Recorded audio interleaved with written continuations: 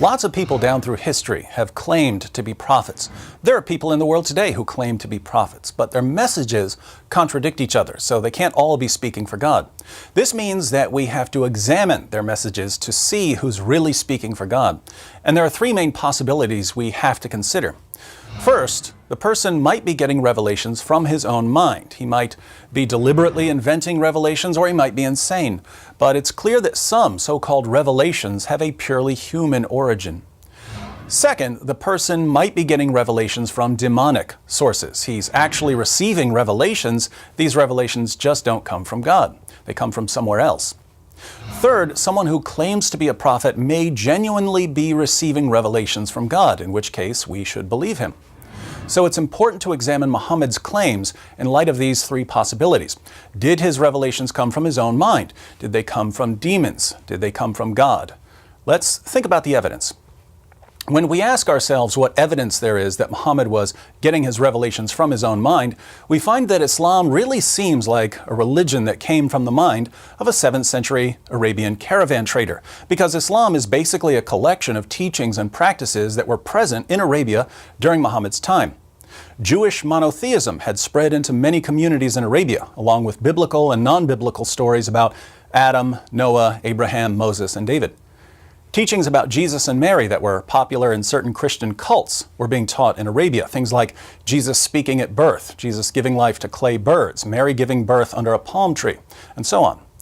The Sabians, who are mentioned in the Quran, prayed at all 5 of the times Muslims pray during their daily prayers, and they recited a creed, La ilaha illallah. Muslims recite this creed today. Many of the polytheists of Arabia performed ablutions. These are ceremonial washings. They took an annual pilgrimage to Mecca. They circled the Kaaba. They kissed the black stone that supposedly fell from heaven. All of these teachings and practices became a part of Islam, which means that Islam is exactly the sort of religion we would expect to arise in 7th century Mecca. So we have good reasons to think that Islam had a human origin, the mind of a man deeply affected by the teachings and practices that surrounded him. But we should also look to see if there might be something darker at work. Here we find plenty of evidence suggesting that forces beyond Muhammad were involved in his teachings. We know from Muslim records that when Muhammad began receiving revelations, his first impression was that he was demon-possessed. We also know that after his experience in the cave, he became suicidal and tried to hurl himself off a cliff. According to the earliest Muslim sources, Muhammad was tricked into delivering a revelation from the devil. These are the so-called satanic verses, where Allah gave Muslims permission to pray to 3 pagan goddesses. Muhammad revealed these verses as part of the Quran, but he later came back and said that Satan had deceived him. We also know from Muslim sources that Muhammad claimed that he was a victim of black magic, a spell that gave him delusional thoughts and false beliefs.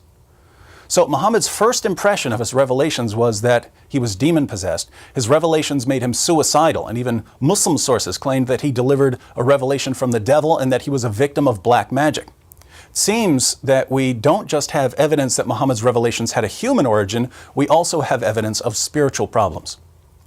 The question now is whether there's any evidence that Muhammad's revelations came from God. Now, the Quran offers 2 main arguments for Muhammad's status as a prophet. The first is what I call the argument from literary excellence. The claim here, which we find over and over again in the Quran, is that the Quran is so wonderfully written, it must be from God. So Muhammad's main argument is that the poetry he was delivering was so wonderful, it could only come from God. There are 2 main problems with this argument. One, even if something is wonderfully written, so wonderfully written that it can't be imitated, this tells us absolutely nothing about whether it's from God. If we can't write poems like T.S. Eliot or plays like Shakespeare or books like Charles Dickens, this doesn't mean that Eliot and Shakespeare and Dickens are prophets of God. It would only mean that they had unique literary styles. 2, I'll go ahead and say it, the Quran is awful. I'm someone who reads a lot, and I've never read a book as awful and boring and disorganized as the Quran. I agree with the late philosopher Antony Flew, who said, to read the Quran is a penance rather than a pleasure. He said that reading the Quran is a penance. It's a kind of punishment. So the argument from literary excellence fails completely. The second main argument for Islam is the argument from biblical prophecy. The Quran claims that there are prophecies about Muhammad in the Torah and the Gospel. What's the problem here? Well, according to both the Torah and the Gospel, Muhammad was a false prophet. The criteria for a true prophet laid down in both the Torah and the Gospel rule out Muhammad.